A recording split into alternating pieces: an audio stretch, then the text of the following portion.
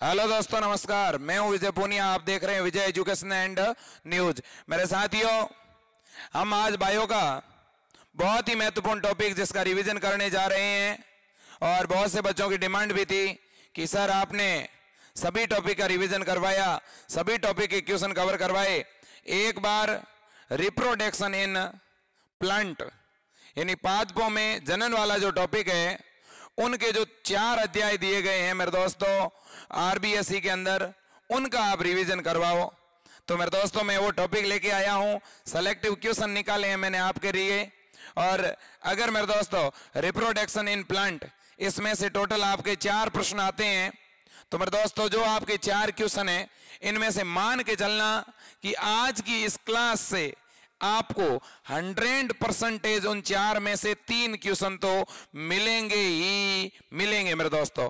तो ध्यान से सुनिएगा, ये क्लास आपके लिए बहुत महत्वपूर्ण है और आप मेरे दोस्तों मेरे लिए बहुत महत्वपूर्ण है। तो इसलिए आगाज करते हैं। और बड़ी संख्या में बहुत से स्टूडेंट ने मेरे को मॉडल पेपर के लिए पेमेंट भेजा है, लेकिन इतने ज्यादा मैसेज आए, रात को इतने ज्यादा मैसेज आए कि मैं सभी को मॉडल पेपर भेज नहीं पाया। पूरी रात तक मैंने कोशिश की, तो मैं अब मेरे दोस्तों आपके लिए मॉडल पेपर भेज रहा हूं। क्षमा चाहता हूं यदि किसी को आधा घंटा, 20 मिनट, 1 घंटा देरी से मिला है तो माफी चाहता हूं, लेकिन आज 10 बजे तक सभी को मॉडल पेपर मिल जाएंगे। और भी अगर कोई नए स्टूडेंट है तो आज मॉडल पेपर, आज भी अगर कोई मॉडल पेपर लेता है तो उनको 75 रुपए में ही मिलेंगे। और आज पूरे दिन भर मेरे दोस्तों कॉलेज और स्कूल से मैं छुट्टी पर हूं, केवल और केवल आपके मॉडल पेपर भेजने में ही लगा हुआ हूं। तो मेरे दोस्तों तो देखिएगा, यहां पर जो है सबसे पहले अपन बात करते हैं पहले महत्वपूर्ण क्वेश्चन की, और वो है प्रोयूबिस्काई में जब स्पोरोपोलेनिन का जमा हो जाता है, प्रोयूबिस्काई में जब स्पोरोपोलेनिन का जमा हो जाता है तो प्रोयूबिस्काई किस में कन्वर्ट होता है? तो मेरे दोस्तों प्रोयूबिस्काई में जब स्पोरोपोलेनिन जमा हो जाएगा तो वो कन्वर्ट किस में होगा? वो कन्वर्ट होगा सर यूबिस्काई में। किस में कन्वर्ट होगा? यूबिस्काई में। साथ ही साथ आंसर देते रहना। प्रोयूबिस्काई में मेरे दोस्तों स्पोरोपोलेनिन का जमा होने से वो यूबिस्काई में कन्वर्ट होता है। सही बात है, बिल्कुल सही है, ठीक है। और ये क्वेश्चन आने लायक है मेरे दोस्तों। और ये यूबिस्काई और प्रोयूबिस्काई, ये सारी चीजें होती किसके अंदर है? तो मेरे दोस्तों ये जो हमारी लघु बीजाणुधानी होती है, ठीक है मेरे दोस्तों, हमारा जो एंथर होता है, एंथर के अंदर की जो वॉल होती है मेरे दोस्तों, उन वॉल के अंदर सबसे अंदर की जो वॉल है, सबसे अंदर की जो भित्ति है, उसका नाम है टेपिटम, ठीक है ना? क्योंकि हमारी जो माइक्रोस्पोरेंजियम है उसके अंदर की जो लेयर है वो टेपिटम है, और टेपिटम की ये सेल है मेरे दोस्तों जिनके अंदर स्पोरोपोलेनिन जमा हो गया, इसलिए वो किस में कन्वर्ट हो गई? यूबिस्काई में। अब सुनिएगा, अधिकांश डाइकोट प्लांट में किस प्रकार की टेपिटम होती है? टेपिटम 2 प्रकार की होती है, एक अमीबीय टेपिटम मेरे दोस्तों, और दूसरी मेरे दोस्तों स्रावी टेपिटम, ठीक है ना? तो अमीबोइड जो टेपिटम होती है, अमीबीय जो टेपिटम होती है मेरे दोस्तों, ठीक है, उस टेपिटम की जो सेल हैं उनमें हलचल होती है, मूवमेंट होती है, और वो मूवमेंट करके पोलेन ग्रेन को यानी पराग कणों को पोषण देगी, न्यूट्रिशन देगी। लेकिन जो स्रावी टेपिटम होती है, सीक्रेटरी टेपिटम होती है, वो अपनी जगह पर रहेगी और अपनी अंदर वाली सतह से फूड को सीक्रेट करेगी। डन। तो मेरे दोस्तों अधिकांश प्लांट के अंदर, अधिकांश द्विबीजपत्री पौधों में किस प्रकार की टेपिटम पाई जाती है मेरे दोस्तों? स्रावी टेपिटम पाई जाती है। बहुत ही बढ़िया एमसीक्यू बनेगा, मैं आप सभी से आग्रह करता हूं ये एमसीक्यू आप नोट कर लो तुरंत। सीक्रेटरी टेपिटम, स्रावी टेपिटम सबसे ज्यादा किस में पाई जाती है? आपका आंसर होगा द्विबीजपत्री पौधों में। कौन से पौधों में? द्विबीजपत्री पौधों में। डन। अगले प्रश्न पे चलते हैं।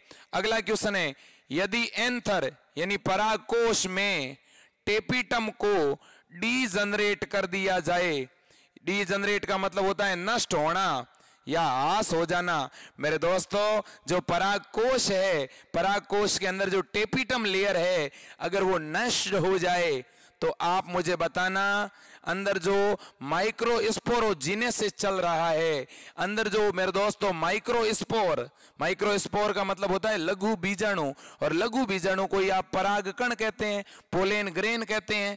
तो मेरे दोस्तों आपके परागकोश में जो परागकण बन रहे हैं, जो पोलेन ग्रेन बन रहे हैं, अब टेपिटम नष्ट हो जाएगी तो उनको कोई भोजन देने वाला बचेगा नहीं बचेगा। जब उनको न्यूट्रिशन ही नहीं मिलेगा तो बताओ मेरे दोस्तों वो पोलेन ग्रेन नर युग्मक बना पाएंगे, मेल गेमीट बना पाएंगे? नहीं बना पाएंगे। इसलिए ऐसे पोलेन ग्रेन को क्या कहोगे? स्टेराइल कहेंगे, बंध्य कहेंगे। तो याद रखना कैसे स्टेराइल मेरे दोस्तों पोलेन ग्रेन बनेंगे, यानी बंध्य परागकण बनेंगे। कैसे परागकण बनेंगे? बंध्य परागकण बनेंगे मेरे दोस्तों। याद रख लेना ये बात। बंध्य परागकण कब बने? जब टेपिटम क्या हो गई? नष्ट हो गई। अगला क्वेश्चन है, एक माइक्रोस्पोर मदर सेल से एक एमएमसी से कितने माइक्रोस्पोर बनते हैं? एक माइक्रोस्पोर मदर सेल से कितने लघु बीजाणु, लघु बीजाणु का मतलब होता है परागकण, तो कितने परागकण बनेंगे मेरे दोस्तों? एक एमएमसी से कितने बनते हैं सर? 4 बनते हैं। प्यारे बच्चों आप बिल्कुल सही कह रहे हो। कितने बनेंगे? 4 बनेंगे। और सर एमएमसी कैसी होती है? डिप्लोइड, द्विगुणित होती है। और माइक्रोस्पोर कैसा होता है? हैप्लोइड, यानी अगुणित होता है। और माइक्रोस्पोर के निर्माण की प्रक्रिया माइक्रोस्पोरोजेनेसिस कहलाती है, लघु बीजाणु जनन कहलाती है। एक बार मेरे दोस्तों इस क्लास को अपने दोस्तों के साथ शेयर कर दें। आप मेरे दोस्तों एक बार स्टेटस लगाइए तुरंत इस क्लास का। आज की सुबह की ये मॉर्निंग सभी के लिए मेरे दोस्तों सुखद होनी चाहिए, सभी के लिए खुशियों की लहर लेके आने वाली होनी चाहिए। मेरे दोस्तों आप स्वस्थ रहें, आपके परिवार के सभी लोग स्वस्थ रहें, और इस कोरोना महामारी का डट के सामना करें मेरे दोस्तों, क्योंकि ये कोरोना तो गया। कोरोना तो क्या मेरे दोस्तों? गया। और अब हम जा रहे हैं, अब हम चढ़ाई कर रहे हैं। किसकी मेरे दोस्तों? जयपुर की, RUHS की। और हम वो वाली चढ़ाई नहीं कर रहे हैं, युद्ध वाली नहीं। हमारा युद्ध मेरे दोस्तों हमारा टारगेट को हासिल करना है, हमारे लक्ष्य को प्राप्त करना है। तो इसलिए मेरे दोस्तों अपने टारगेट को प्राप्त करने के लिए ईमानदारी से पढ़ना है, किताबों को छोड़ना नहीं है। बहुत ही बढ़िया। पोलेन ग्रेन आपस में चिपक कर क्या बनाते हैं मेरे दोस्तों? परागकण जब एक दूसरे से जुड़ते हैं तो क्या बनता है सर? परागकण जो लघु बीजाणु धानी में बनते हैं वो पराग चतुष्क बनाते हैं, पोलेन टेट्राड बनाते हैं। तो मेरे दोस्तों उस पोलेन टेट्राड में अगर परागकण आपस में चिपके हुए हो, आपस में ज्यादा संख्या में मेरे दोस्तों जुड़े हुए हो, तो उसे क्या कहोगे? तो सर उसे हम पोलेनियम कहेंगे, उसे हम पराग पिंड कहेंगे। क्या कहेंगे? पोलेनियम। पोलेनियम को क्या बोलते हैं सर? पराग पिंड कहते हैं। और पोलेनियम किस में पाया जाता है सर? आंख में पाया जाता है सर, केलोट्रोपस में पाया जाता है। केलोट्रोपस में क्या होता है? पोलेनियम होता है सर। इतनी बात याद रख लोगे क्या? रख लेंगे सर। अगला क्वेश्चन क्या है? पोलीस्पोरी क्या है? पोलीस्पोरी क्या है? पोलीस्पोरी को मेरे दोस्तों बहु बीजाणुता कहते हैं। क्या कहते हैं? बहु बीजाणुता। बहु का मतलब बहुत सारे, बीजाणुता का मतलब लघु बीजाणु। मेरे दोस्तों एक लघु बीजाणु के चतुष्क में कितने लघु बीजाणु पाए जाते हैं? 4। एक मेरे दोस्तों पोलेन टेट्राड के अंदर कितने पोलेन ग्रेन होते हैं मेरे दोस्तों? 4। लेकिन मेरे दोस्तों अगर इस एक पराग चतुष्क में 4 से ज्यादा हो, मान लो कि यहाँ पर 5, 6 और 7 इस टेट्राड में, इस चतुष्क में होने चाहिए 4 और है कितने? 7। तो इसको क्या कहेंगे? इसको पोलीस्पोरी या बहु बीजाणुता कहेंगे। इतनी बात समझ में आई? Very good. अब मेरे दोस्तों ये भी बात याद रखनी, और एक बात और है मेरे दोस्तों, अगर 4 परागकण वाला एक पराग चतुष्क दूसरे चतुष्क से जुड़ जाए तो उसे क्या कहते हैं? उसे संयुक्त परागणता कहते हैं। ठीक है मेरे दोस्तों, ओके। अब इसके बाद में स्ट्रोमियम, क्या? स्ट्रोमियम, इसे मेरे दोस्तों हिंदी में ओष्ठ कोशिका कहते हैं। क्वेश्चन क्या आएगा सर? क्वेश्चन ये आएगा कि एक जो मेरे दोस्तों जो पराग कोश होता है, उस पराग कोश के अंदर परागकण बने। भैया याद रखना, एक जो परागकोश होता है मेरे दोस्तों, जो परागकोश होता है, परागकोश में 4 लघु बीजाणु धानियां होती है। कितनी लघु बीजाणु धानी होती है? 4। और परागकोश में पालियां कितनी होती है? 2। लेकिन मालवेसी कुल के पौधों में केवल कितनी पाली होती है? 1। तो अधिकांश पौधों में कितनी लघु बीजाणु धानियां हैं? 4। लघु बीजाणु धानी का मतलब मेरे दोस्तों माइक्रोस्पोरेंजियम। माइक्रोस्पोरेंजियम में ऐसे माइक्रोस्पोर बने हैं मेरे दोस्तों, परागकण बने हैं।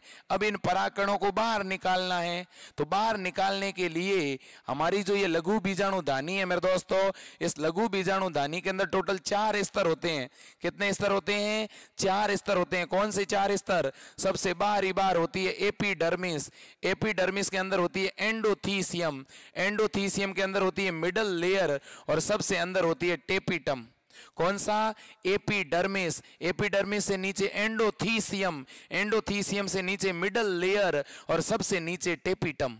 मेरे दोस्तों टेपिटम जो है वो तो परागकणों के भोजन में खत्म हो जाती है, और टेपिटम के ऊपर है मिडल लेयर। तो मिडल लेयर जो है वो टेपिटम को भोजन दे रही है, तो टेपिटम ने मिडल लेयर को खा लिया और परागकणों ने टेपिटम को खा लिया। तो पीछे बचे कितने स्तर? 2, एपिडर्मिस और एंडोथीसियम।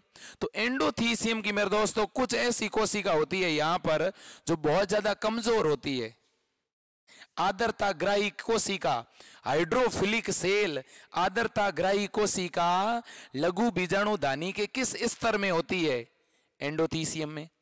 तो ये जो आर्द्रताग्राही कोशिका है, ये मेरे दोस्तों लघु बीजाणु धानी को जो है स्फुटन करवाने में, उसे खोलने में मदद करती है। तो मेरे दोस्तों याद रखना, स्ट्रोमियम जो है वो ओष्ठ कोशिका है। किसकी? एंडोथीसियम की, एंडोथीसियम की। और काम क्या है?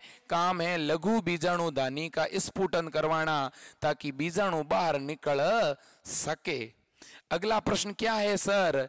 अगला क्वेश्चन है पोलेन ग्रेन यानी परागकण। परागकण का इंटाइन, इंटाइन का मतलब होता है अंतःचोल। परागकण का अंतःचोल किसका बना होता है? जल्दी बताओ मेरे दोस्तों, रात का समय कितना हुआ है सर? ठीक 12:10 हुए हैं, और आपके लिए क्लास रिकॉर्ड कर रहा हूं। एनर्जी 1% भी कम नहीं है, क्योंकि मुझे पता है मेरे स्टूडेंट्स का, मेरे नर्सिंग ऑफिसर का आज से 4-5 दिन बाद एग्जाम है, और मैं मेरे दोस्तों जब रात को 12:15 बजे आपकी क्लास रिकॉर्ड कर सकता हूं, तो क्या आप इन 5 दिनों में क्या अपनी पढ़ाई की गति को नहीं बढ़ा सकते? बिल्कुल बढ़ाना चाहिए मेरे दोस्तों, बिल्कुल बढ़ाना चाहिए। ठीक है ना? अरे जम के मेहनत करो मेरे दोस्तों। और जिनकी तैयारी बढ़िया नहीं है, जिन्होंने अभी तैयारी शुरू करी है, और अगर उन्हें मॉडल पेपर की जरूरत है मेरे दोस्तों, तो ये मेरे नंबर है 9828721229। इस नंबर पे तुरंत मेरे दोस्तों अगर आपको मॉडल पेपर लेने हैं तो 75 रुपए फीस रखी है हमने। ये तुरंत फोन पे, गूगल पे या पेटीएम जिस तरीके से भी भेज करके इसी नंबर पे पेमेंट करना है, और इसी नंबर पे वापस उस पेमेंट का स्क्रीनशॉट भेजना है। जैसे ही पेमेंट का स्क्रीनशॉट आएगा, थोड़ी देर बाद हमारी टीम आपको पीडीएफ भेज देगी। मॉडल पेपर हिंदी और इंग्लिश दोनों मीडियम में भेज देगी। इससे आपका रिवीजन हो जाएगा। एक बार आपको पता चल जाएगा कि मैं पेपर 2 घंटे में कर पा रहा हूं कि नहीं कर पा रहा। मेरे दोस्तों मेरी बात को ध्यान से सुनो। अगला प्रश्न क्या है? अगला प्रश्न है परागकण का अंतःचोल किसका बना हुआ है? मेरे दोस्तों परागकण का अंतःचोल एक तो कौन से पदार्थ का? पेक्टिन का बना हुआ है। किसका? पेक्टिन का बना हुआ है। और क्या होता है भित्ति में मेरे दोस्तों? सेलुलोज होता है क्या? हाँ सर, होता है। ठीक है। इसके बाद में एक्साइन, एक्साइन को कौन सा चोल कहते हैं? सर बाह्य चोल कहते हैं। तो बताओ देखें, पराग कण का जो बाहरी चोल होता है, पराग कण का जो बाहरी चोल होता है मेरे दोस्तों, उस पर इस प्रकार के अलंकरण होते हैं, कांटेदार संरचना होती है, डिजाइन होती है मेरे दोस्तों। ठीक है। तो इस डिजाइन पर यहाँ पे किसका जमा होता है? स्पोरोपोलेनिन का। किसका? स्पोरोपोलेनिन। मेरे दोस्तों, परागकण के ऊपर पाया जाने वाला स्पोरोपोलेनिन दुनिया का वो पदार्थ है जिसको पचाने वाला कोई एंजाइम अब तक ज्ञात ही नहीं हुआ है। याद रखना मेरे दोस्तों। तो आप सोचोगे तो सर इस परागकण में तो नर युग्मक होते हैं, तो ये नर युग्मक कैसे बाहर निकलते होंगे? तो मेरे दोस्तों, कुछ स्थानों पर ये स्पोरोपोलेनिन होता नहीं है, और जहां स्पोरोपोलेनिन नहीं होता वहां जनन छिद्र होता है। इसलिए जनन छिद्र से पराग नली निकलती है। और मेरे दोस्तों, वो पराग नली जो जायांग होता है, जो स्त्री केसर होता है, उसकी वर्तिकाग्र से वर्तिका में, और वर्तिका से अंडाशय में, अंडाशय से बीजांड में, और बीजांड में मेरे दोस्तों भ्रूणकोश होता है, एम्ब्रायोसेक होता है। भ्रूणकोश में अंडकोशिका होती है, जिससे ये आपका नर युग्मक जाकर मिलता है और जाइगोट बनता है, और फिर आगे जाकर बीजांड से बीज बनता है, और अंडाशय से फल बनता है मेरे दोस्तों। ठीक है। तो बाह्य चोल किसका बना हुआ है? स्पोरोपोलेनिन का। ठीक, ओके। अब है पोलन किट। पोलन किट क्या है? इसको लेकर के तो पक्का एमसीक्यू आएगा। ये तो सप गया मेरे दोस्तों, सप गया पेपर के अंदर, प्रिंट हो गया मेरे दोस्तों, हो गया। अब करें क्या मेरे दोस्तों? क्या ढोल बजाएं? क्या ढिंडोरा पीटें? अब आप ये मत कह देना सर आपने पहले कैसे बता दिया, ये प्रश्न सप गया, कुछ गड़बड़ हो गई क्या? मेरे दोस्तों, RUHS में कोई गड़बड़ नहीं होती। मेरे को फोन मत करना कि सर पेपर की व्यवस्था करा दो। ठीक है। इतनी लात दूंगा, इतनी लात दूंगा मेरे दोस्तों, ये मेरे को कॉल भी मत करना। ठीक है ना? कहीं ऐसा नहीं हो कि पेपर के लिए रात को 2 बजे फोन करो, पुलिस वाले उठा के लेके जाएं, अच्छा पेपर दे रहे हो, आओ। ठीक है ना? लाख की बात बाद में, लात की बात पहले हो जाएगी। इसलिए दोस्तों, गलत धंधों में नहीं पड़ना, लोगों पर भरोसा नहीं करना। लोग बहुत से धोखेबाज भी हैं जो आपको जो है ना गुमराह कर देंगे, पैसे लूट लेंगे। तो इसलिए मेरे दोस्तों, खुद को लुटवाना थोड़ी ना है। पोलन किट क्या है? तो पोलन किट मेरे दोस्तों, किट इसमें आ गया, किट से याद रखना कीट। ऐसे मेरे दोस्तों पुष्प जिनमें कैसा परागकण होता है, कीटों के द्वारा पोलिनेशन होता है, उन कीटों के द्वारा जिनमें परागकण होता है, उनके इस परागकण के ऊपर मेरे दोस्तों एक तेलीय परत पाई जाती है, और इस चिपचिपे तेलीय आवरण का नाम है पोलन किट। अब आप कहोगे सर ये आवरण क्यों है? एक तो आवरण इसलिए है ताकि कीट परागित जो परागकण है वो आसानी से कीटों के द्वारा ट्रांसफर हो जाए। ठीक है ना? तो याद रखना मेरे दोस्तों, पोलन किट क्या है? परागकण के ऊपर पाया जाने वाला एक तेलीय चिपचिपा आवरण है पोलन किट। Very good. अब इसके बाद में अगला प्रश्न क्या है सर? अगला प्रश्न यह है दोस्तों, अधिकांश एंजियोस्पर्म में मेल गैमेट का फॉर्मेशन कहां होता है? बहुत बढ़िया प्रश्न है। अधिकांश एंजियोस्पर्म में, अधिकांश आवर्त बीजी पौधों में नर युग्मक कहां बनता है? परागकण जो है, उस परागकण में, उस पोलेन ग्रेन में मेल गैमेट कहां बनता है? ऑप्शन नंबर ए लघु बीजाणुधानी में, माइक्रोस्पोरेंजियम में। ऑप्शन नंबर बी वर्तिकाग्र पर। Option number C pollen tube में, पराग नलिका में। बताओ किस में बनेगा नर युग्मक? पराग नलिका में बनेगा, लघु बीजाणुधानी में बनेगा, कि वर्तिकाग्र पर बनेगा जब परागकण आएगा? जल्दी बताओ देखें। पहले एक बार इसका स्क्रीनशॉट ले लो, एक बार इसका स्क्रीनशॉट ले लो, फिर मैं मिटा रहा हूं। फिर आप कहोगे सर आपने मिटा दिया। जल्दी करो एक बार इन प्रश्न को। प्रो यूबिस्काई में स्पोरोपोलिनिन का जमा होने से किसमें बदला? यूबिस्काई में। अधिकांश डाइकोट प्लांट में टेपिटम कैसी होती है? स्रावी। मेरे दोस्तों यदि परागकोश में टेपिटम नष्ट हो जाए तो परागकण कैसा होगा? बंदे होगा। इसके अलावा मेरे दोस्तों 1 MMC से कितने परागकण बनेंगे? 4। 10 MMC से कितने बनेंगे? 40। उल्टा प्रश्न पूछ लिया तो उल्टा कैसे पूछेंगे मेरे दोस्तों? 8 परागकण बनाने के लिए, कितने परागकण बनाने के लिए? 8 परागकण बनाने के लिए कितने MMC की जरूरत पड़ेगी? तो 2 MMC की। 4 परागकण बनाने के लिए कितनी MMC चाहिए? 1 MMC चाहिए मेरे दोस्तों, ठीक है ना, याद रखना। लेकिन मेरे दोस्तों गुरु बीजाणु बनाना हो अगर तो 1 MMC से एक ही गुरु बीजाणु बनेगा। 1 MMC का मतलब है 1 मेगा स्पोर मदर सेल, एक गुरु बीजाणु मातृ कोशिका से एक ही बनेगा मेरे दोस्तों। चलो अब इसके बाद स्ट्रोमियम क्या है? स्ट्रोमियम मेरे दोस्तों एंडोथीसियम की ऐसी कोशिका है जो लघु बीजाणु धानी के स्फुटन में क्या करती है? मदद करती है। पोलन कीट तो अभी बता दिया, स्पोरोपोलिनिन भाई ये चोल पर पाया जाने वाला एक बहुत ही प्रतिरोधी पदार्थ होता है, ठीक है मेरे दोस्तों। अब बात करते हैं एरिल क्या है? एरिल पेरिस्पर्म और कैरेंकल। एरिल क्या है मेरे दोस्तों? तो देखो एरिल मेरे दोस्तों जो बीजांड होता है मेरे दोस्तों, उस बीजांड के बाहर एक मासल आवरण होता है। बीजांड के बाहर मेरे दोस्तों एक फ्लेसी आवरण होता है और बीजांड के ऊपर मेरे दोस्तों पाए जाने वाले फ्लेसी आवरण को ही मेरे दोस्तों क्या कहते हैं? तो सर उसे एरिल कहते हैं। और एरिल किस में पाया जाता है? सर लीची में पाया जाता है। किस में? लीची में। और लीची में एरिल जो है वो खाने योग्य होता है, याद रखना, ठीक है। नेक्स्ट चलते हैं पेरिस्पर्म के बारे में। पेरिस्पर्म का मतलब क्या है? तो मेरे दोस्तों जब भ्रूण पोष के बाहर, जब एंडोस्पर्म के बाहर मेरे दोस्तों जब एक एक्स्ट्रा आवरण हो, किसका? तो मेरे दोस्तों न्यू सेलस की जो कोशिका होती है, बीजांड काय की जो कोशिका होती है, वो भ्रूण पोष के चारों ओर एक पतली परत बना देती है, इसलिए इसे बोलते हैं पेरिस्पर्म, एंडोस्पर्म के बाहर की तरफ का आवरण। इसके बाद मेरे दोस्तों बीजांड द्वार के ऊपर एक मेरे दोस्तों सफेद संरचना होती है, उस सफेद संरचना को कैरेंकल कहते हैं।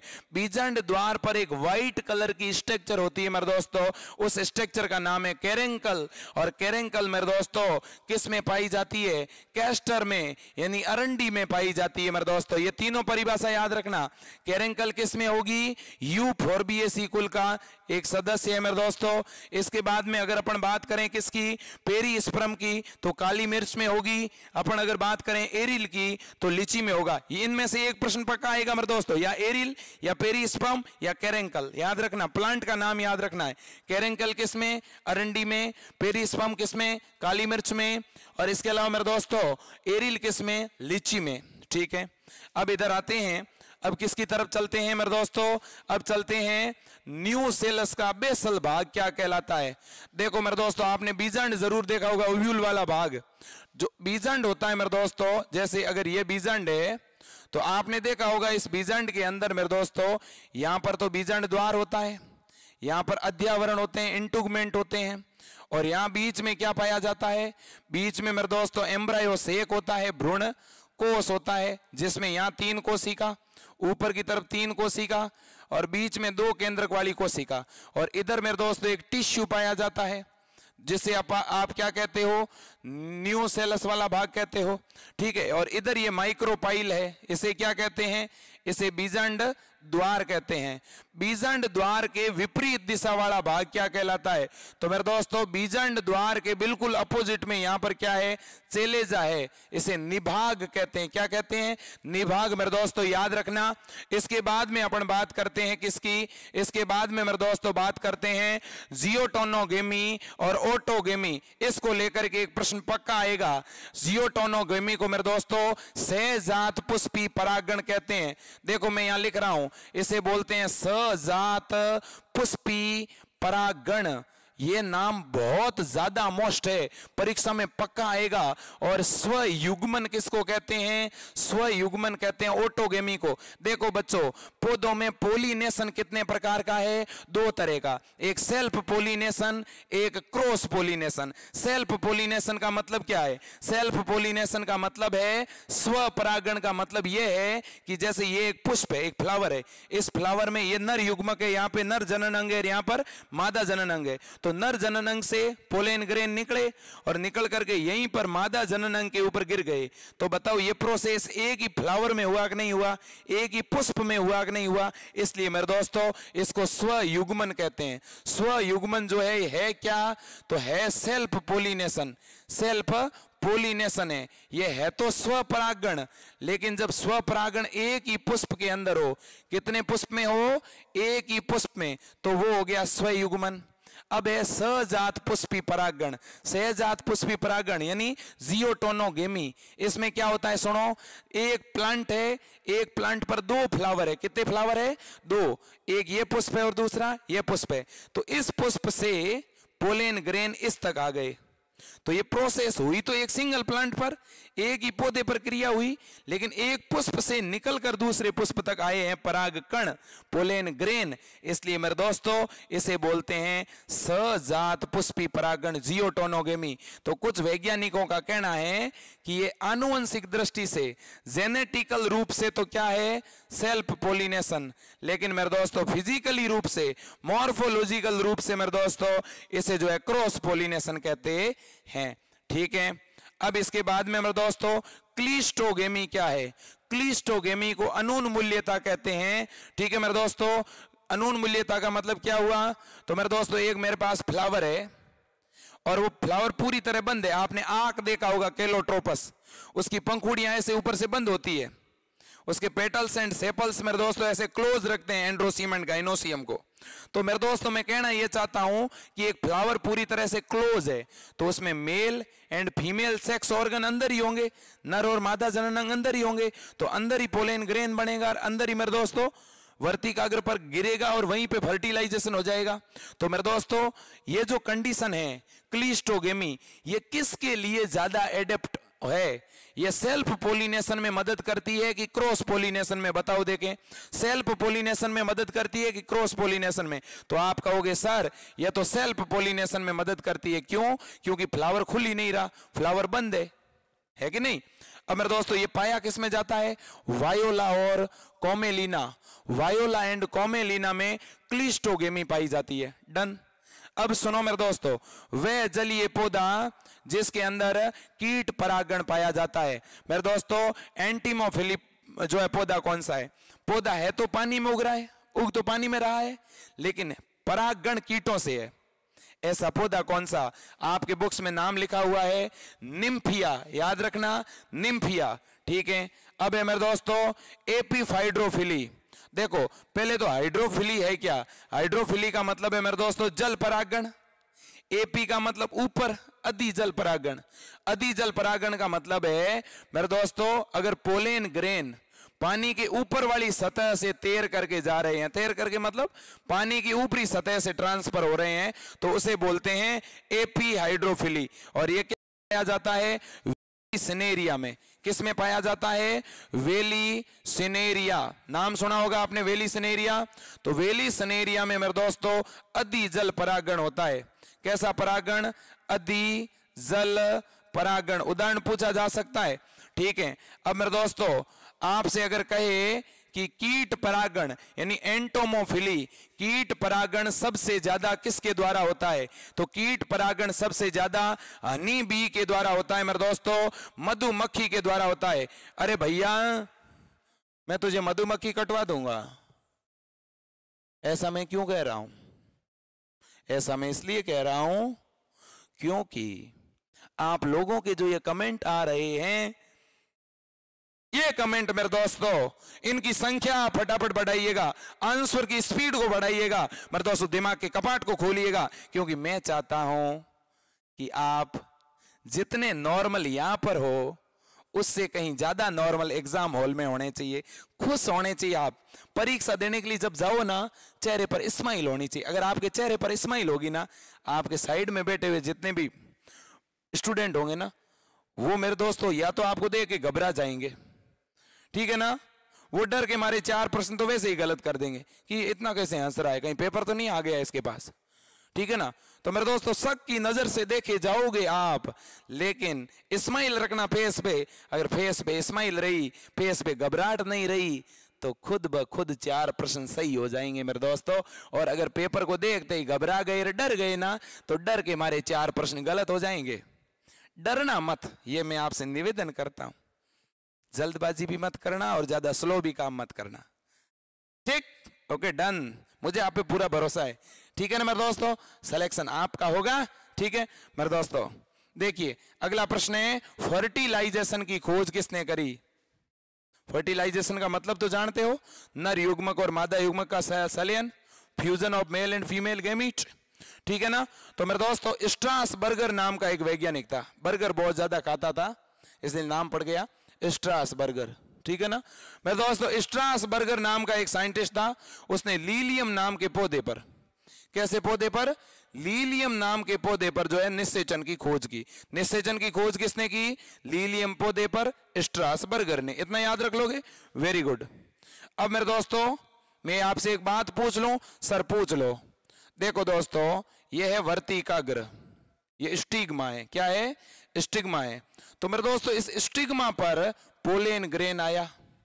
मान लो ये प्लांट है आक, कैलोट्रोपस, क्लियर है? तो ये आक, लेकिन यहां पोलेन ग्रेन आ गया मेरे दोस्तों गुलाब का, यूं मान लो, खिजड़ी का मान लो, प्रोसोपिस सिनेरेरिया का, ठीक है।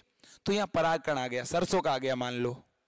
तो जब कोई एक प्लांट पर किसी दूसरी जाति का पोलेन ग्रेन आ जाए, तो क्या वो पोलेन ग्रेन वहां जर्मिनेट होगा? क्या उस परागकण का अंकुरण होगा? यहां पर नहीं होगा। तो मेरे दोस्तों क्या ये स्टिग्मा अपनी ही जाति के परागकण की पहचान करती है क्या? हां, और पहचान करने के लिए कुछ केमिकल रिलीज होते हैं मेरे दोस्तों, जो कि इस बीजांड के अंदर बनते हैं, और ये केमिकल ऊपर की तरफ जाते हैं, और ये केमिकल मेरे दोस्तों आइडेंटिफाई करते हैं कि ये जो पोलेन ग्रेन है ये मेरी जाति का है कि नहीं है, ठीक है। इसलिए इस प्रोसेस को क्या बोलते हैं? इसे बोलते हैं मेरे दोस्तों केमोट्रोफिक मेरे दोस्तों मोमेंट। याद रखना, इसे रसायनानुवर्तन गति कहते हैं। पोलेन ट्यूब हमेशा मेरे दोस्तों कैसी गति दर्शाती है? केमीट्रोफिक। याद रखना, तो पोलेन ट्यूब के अंदर जो वृद्धि होती है मेरे दोस्तों, पोलेन ट्यूब की जो ग्रोथ होती है मेरे दोस्तों, वो हमेशा कैसी होती है? केमीट्रोपिक, यानी रसायनानुवर्तन। याद रख लोगे? सर रख लेंगे। अब देखो मेरे दोस्तों, ये जितने भी पौधे हैं, इन प्लांट के अंदर मेरे दोस्तों दोहरा निषेचन और त्रिक संलयन पाया जाता है। दोहरा निषेचन और त्रिक संलयन पाया जाता है मेरे दोस्तों। एक बार आग्रह करूंगा कि आप लोग इस जानकारी को ज्यादा से ज्यादा शेयर करें, क्योंकि 2 टॉपिक एक साथ मैंने रिवाइज करवाए हैं, ठीक है ना। दोहरा निषेचन और त्रिक संलयन का मतलब समझो मेरे दोस्तों। होता यह है कि जो पोलेन ग्रेन होता है उसमें 2 मेल गैमीट होते हैं। एक परागकण में नर युग्मक कितने होते हैं? 2, ठीक है। और मेरे दोस्तों बीजांड के अंदर जो भ्रूणकोश होता है, इस भ्रूणकोश के अंदर मेरे दोस्तों एक ही होती है अंडकोशिका। तो जब एक अंडकोशिका से एक नर युग्मक मिलता है तब तो जाइगोट बन जाता है। लेकिन ये दूसरे वाला मेल गैमीट मेरे दोस्तों यहां पर जो है 2 न्यूक्लियस वाली सेल से मिलता है, इसलिए यहां पर मेरे दोस्तों त्रिगुणित कोशिका बनती है। इस त्रिगुणित कोशिका को एंडोस्पर्म सेल बोलते हैं, ठीक है ना। इसे प्राइमरी एंडोस्पर्म सेल बोलते हैं। प्राथमिक भ्रूणपोष कोशिका। भ्रूणपोष कोशिका कब बनती है? जब दूसरा नर युग्मक भ्रूणकोश के एम्ब्रायो सेक के द्वितीयक केंद्रक से मिलती है, तो मेरे दोस्तों बनता है एंडोस्पर्म, ठीक है। इसलिए इसे दोहरा निषेचन कहते हैं, क्योंकि नर युग्मक कितने हैं? 2। तो 2 बार फर्टिलाइज होगा कि नहीं होगा? बिल्कुल होगा मेरे दोस्तों। एक पोलेन ग्रेन में, एक परागकण में 2 नर युग्मक होते हैं, तो जब नर युग्मक 2 होंगे तो फर्टिलाइजेशन 2 बार होगा, इसलिए इसे दोहरा निषेचन कहते हैं, डबल फर्टिलाइजेशन कहते हैं, और डबल फर्टिलाइजेशन के दौरान एक तो द्विगुणित कोशिका बनती है, लेकिन एक त्रिगुणित भी बनती है। चूंकि यहाँ ट्रिप्लोइड सेल बन रही है, त्रिगुणित बन रही है, इसलिए इसका नाम ट्रिपल फ्यूजन भी हो गया, त्रिसलियन भी हो गया। तो किसने डबल फर्टिलाइजेशन की डिस्कवरी की? तो एक साइंटिस्ट था मेरे दोस्तों, आपके जयपुर का ही था, मानसरोवर का मेरे दोस्तों। उसका क्या नाम था? उसका नाम था नावासचिन। क्या नाम था? नावासचिन। ठीक है मेरे दोस्तों, नावासचिन का बड़ा भाई जो है उसका नाम है कावासचिन। कावासचिन आपको एसएमएस कॉलेज में पढ़ाएगा। नहीं मानोगे? विश्वास नहीं कर रहे? मत करो। नावासचिन का बड़ा भाई कावासचिन है।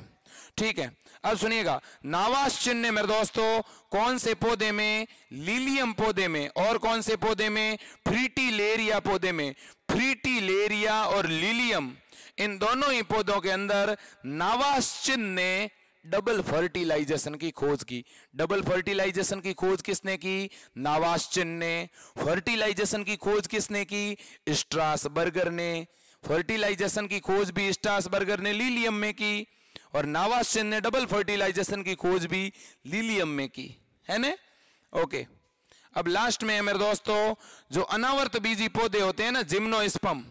तो अधिकांश जिम्नोस्पर्म का जो भ्रूणपोष होता है, जो एंडोस्पर्म होता है, वो किस तरह का होता है? तो वो होता है न्यूक्लियर, केंद्रकीय। पहले ये सुन लो कि एंडोस्पर्म क्या चीज है। तो मैंने अभी आपको कहा कि दोहरे निषेचन के दौरान एक त्रिगुणित कोशिका बनती है मेरे दोस्तों, उसे एंडोस्पर्म कहते हैं। ये जो एंडोस्पर्म है मेरे दोस्तों, ये भ्रूणीय परिवर्धन के दौरान भोजन उपलब्ध करवाता है भ्रूण को, इसलिए इसका नाम पड़ गया भ्रूणपोष। इसका नाम क्या है? भ्रूणपोष। भ्रूणपोष मेरे दोस्तों तीन प्रकार के होते हैं। एक होता है न्यूक्लियर यानी केंद्रकीय, एक होता है सेलुलर यानी कोशिकीय, एक होता है एलोबियल। कैसा? एलोबियल। एलोबियल गण के पौधों में होता है एलोबियल। एलोबियल भ्रूणपोष किस तरह का भ्रूणपोष है? तो जब मेरे दोस्तों किसी भ्रूणपोष के अंदर कुछ भाग तो कैसा हो? कोशिकीय, और कुछ भाग कैसा हो? केंद्रीकीय, इसलिए ऐसे भ्रूणपोष को बोलते हैं एलोबियल। न्यूक्लियर का मतलब क्या? ऐसा भ्रूणपोष, ऐसा एंडोस्पर्म जिसके अंदर मेरे दोस्तों त्रिगुणित न्यूक्लियस ही पाए जाते हैं। इन न्यूक्लियस के बीच में सेल वॉल नहीं पाई जाती, ठीक है। और सेलुलर का मतलब क्या है मेरे दोस्तों? जब इन न्यूक्लियस के बीच में क्या पाई जाती हो, इस प्रकार से सेल वॉल पाई जाती हो, तो इसे न्यूक्लियर कहेंगे, ठीक है। तो जो नारियल होता है, नारियल, नारियल का जो पानी है मेरे दोस्तों, वो कैसा भ्रूणपोष है बताओ देखें। और नारियल की जो गिरी है वो कैसा भ्रूणपोष है बताओ देखें, जल्दी बताओ। अब मेरे दोस्तों लास्ट क्वेश्चन है आपका, भ्रूणीय परिवर्तन का अध्ययन किसने किया? पौधों में जो भ्रूणीय परिवर्तन होता है, इसका अध्ययन एक साइंटिस्ट ने किया था, उसका नाम था हैंस्टीन। क्या नाम था? हैंस्टीन। और हैंस्टीन ने मेरे दोस्तों किस पौधे पे काम किया था? कैप्सेला बर्सा पेस्टोरिस। कैप्सेला बर्सा पेस्टोरिस पर भ्रूणीय परिवर्तन का, एम्ब्रायोजेनेसिस का, एम्ब्रायोनिक डेवलपमेंट का अध्ययन किया था हैंस्टीन ने, ठीक। तो इस पूरे टॉपिक में तीन साइंटिस्ट के नाम है, एक है स्ट्रासबर्गर, दूसरा है नावासचिन, तीसरा है हैंस्टीन। स्ट्रासबर्गर ने निषेचन की यानी फर्टिलाइजेशन की, नावासचिन ने डबल फर्टिलाइजेशन की, और हैंस्टीन ने एम्ब्रायोनिक डेवलपमेंट की, भ्रूणीय परिवर्तन की जानकारी दी थी। भ्रूणीय परिवर्तन के बारे में बर्सा जो है मेरे दोस्तों पेस्टोरिस में, और लीलियम और फ्रीटिलेरिया के अंदर डबल फर्टिलाइजेशन। डबल फर्टिलाइजेशन में दो प्लांट, ठीक है, ऐसे याद रख लेना, ठीक है ना। तो ये चीजें याद रखनी है। अब मैं आपसे 5 प्रश्न पूछ लूं, अब आप मुझे बताओ पोलेनियम किस में पाया जाता है? परागपिंड। परागपिंड किस में पाया जाता है? केलोट्रोपस में, ठीक है। एरिल किस में पाया जाता है? एरिल लीची में, ठीक है। अधिकांश आवर्त बीजी पौधों के अंदर टेपिटम कैसी होती है? स्रावी,